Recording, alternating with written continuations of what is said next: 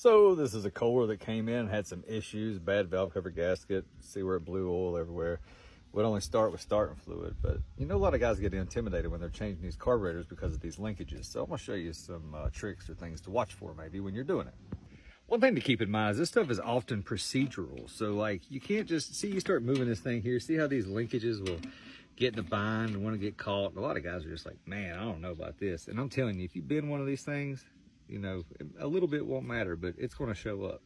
So if you look down here, this is the one you're going to want to do first. This is just the standard V-twin courage. If you notice on some of these, they have this little keeper here, and this keeper pops off like that. It allows this rod to slide out, and then you just have to unhook your spring.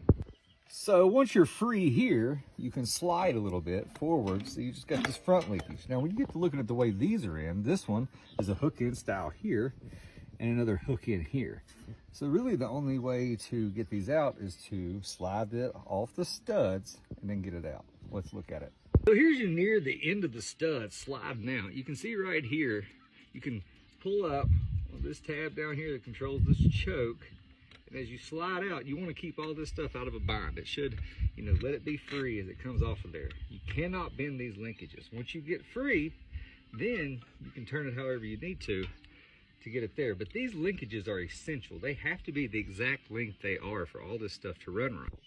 So yes, you can bend these tabs, these tangs on the governor, and it can be adjusted, but ideally you want to keep these linkages stock. And so don't get to jerking. Don't just think I'm gonna pull this thing off here. They'll bend, they'll flex a little bit.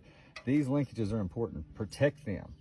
Too many guys get to working on their own stuff, especially people that are drunk, and they will bend these linkages and not realize it, and the things will never run right. And I like to keep them stock. Keep your linkages stock.